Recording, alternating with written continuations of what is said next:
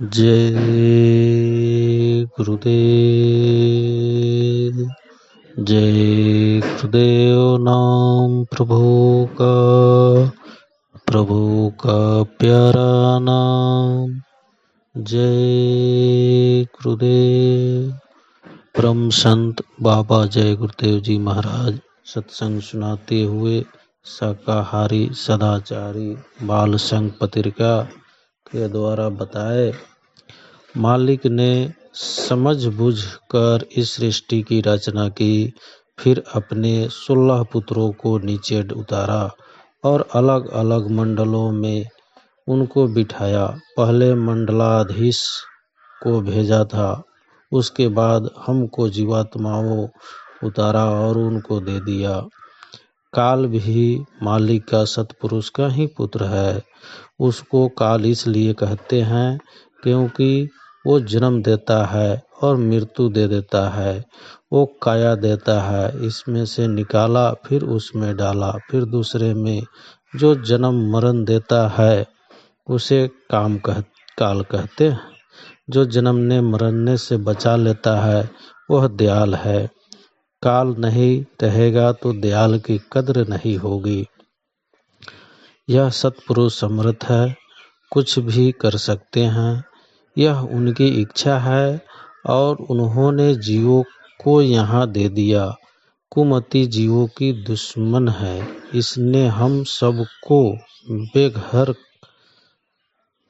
कर दिया। मालिक का पता ठिकाना बताने के लिए जीवों को वापस ले जाने के लिए संत फकीर आते हैं, लेकिन कुमति हमें उन पर विश्वास नहीं करने देती, भक्ति भाव नहीं करने देती, तरह तरह की शंकाएं उठाती है। इसीलिए मन बुद्धि चित्त डावाडोल रहते हैं। जब ऐसे महापुरुष मिल जाए तो उनसे दया की भीख मांगनी चाहिए। भीख मांगने का भी तो कोई सहारा होना चाहिए। जहाँ आप झोली फैलाए, भीख मांगने वाला गुरु से प्रार्थना करती है कि हम पर दया करो, हमें काल के जाल से निकालो, जन्म मरण से बचा लो। कर्म करते हो अच्छे बुरे, इसलिए काल का भय रहता है। कर्म ना करो तो काल का भय नहीं रहेगा। सूरत दरवाजे पर बैठकर पुकारती है। महापुरुष कहते हैं कि पहले मुझसे प्रेम करो, मुझ पर विश्वास करो, मेरी बात मान लो। जब उनसे प्रेम करोगे तो संसार के बंधन जो क्षणिक है वह ढीले होंगे। यहाँ का प्रेम टूटता फूटता है। आज आप किसी से बहुत प्रेम करते हो, कल उसी से बहुत नफरत हो जाती है, क्योंकि यहाँ का प्रेम क्षणिक है। कुछ नहीं सोचता, मान सम्मान नहीं चाहता, वह तो अपनी रट लगाए रहता है। चाहे कोई डांटे फटकारे दुत्कारे सब सुन लेगा, फिर अपनी रट लगाएगा कि हमें दे दो। आप महापुरुषों के दरवाजे पर बैठकर भीख नहीं मांगते हो, मान सम्मान की भावना रखते हो, छल कपट करते हो। तुम्हें यह समझना चाहिए कि लो किसने लगाई, गुरु ने। नाम भेद किसने बताया, गुरु ने। विरह तरफ किसने पैदा किया, गुरु ने।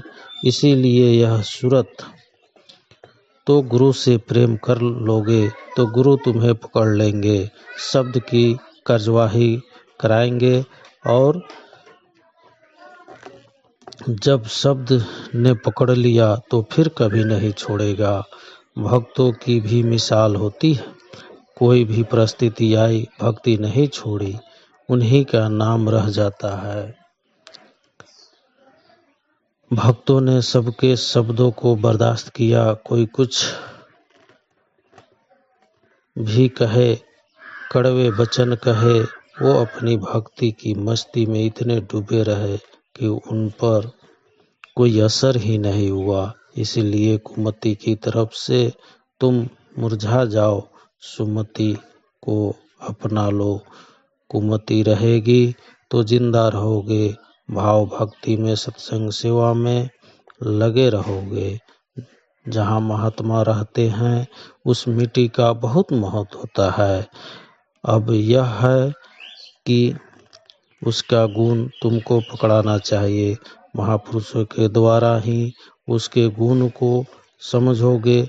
महापुरुषों के पास रहो तो सब कुछ देखते रहो। देखने से समझ आती है, लेकिन देखो बहुत संभल के। जय गुरुदेव, जय गुरुदेव। परमार्थ का मैदान इतना सरल नहीं है जितना हम समझते हैं। सूरत शब्द योग की साधना इतनी सरल नहीं है जितने सरल शब्दों में महापुरुष समझाते हैं। इसका मुख्य कारण ये है कि हमारे अंदर बड़ी कमजोरियां है, बड़े विकार भरे हुए हैं, हमारी चाल टेढ़ी है। परमार्थ का रास्ता सीधा है, इसीलिए परमार्थ हमारे लिए बड़ा कठिन होता है। एक परमार्थी की लड़ाई अपने आप से होती है, अपनी कमजोरियों से होती है, अपने स्वभाव से होती है, अपने मन की चंचलता से होती है। इसीलिए कहा है कि साधक का मत सती और सुरमा से भी बहुत आगे है। सुरमा युद्ध के मैदान में जाता है, 2-4 दिन 10 दिन लड़ता है, तीर तलवार गोली लगी मर गया। सती चिता में बैठी और जल गई। पर एक साधक जीते जी मरने की प्रक्रिया से गुजरता है। उसके सामने उसकी अपनी ही कमजोरियां, अपने ही कर्म दुश्मन बनकर मोर्चा लेते रहते हैं। उसे हरदम सतर्क और सावधान रहना पड़ता है। गुरु वचनों की तलवार हमेशा अपने पास, अपने दिल दिमाग में रखना पड़ता है, क्योंकि एकमात्र गुरु के वचनों से ही, उनकी दया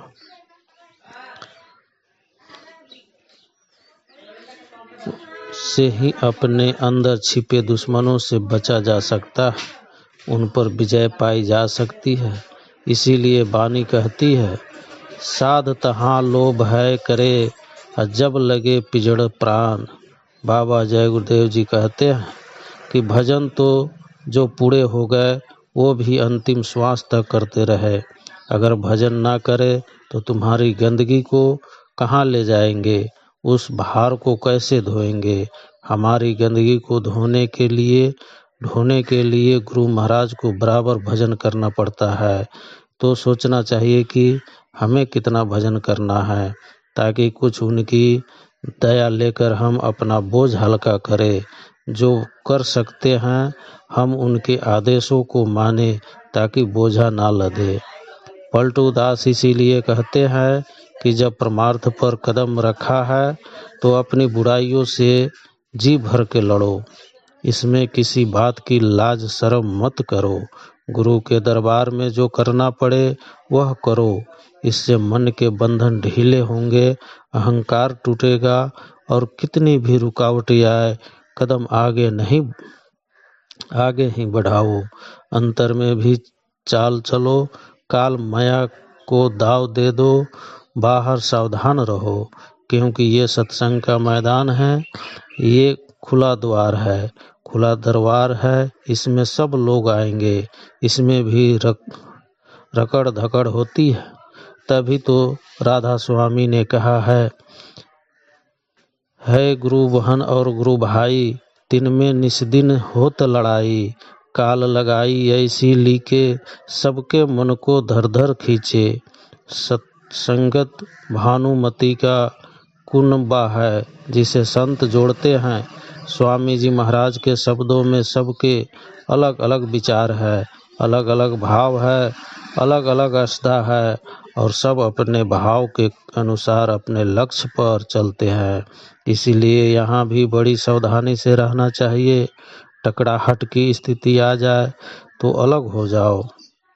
गुरु वचनों को याद करो, चुप रह जाओ। स्वामी जी महाराज भी यही कहते हैं, तुम हमको देखो और अपने को देखो। इधर उधर देखोगे तो फिसल जाओगे।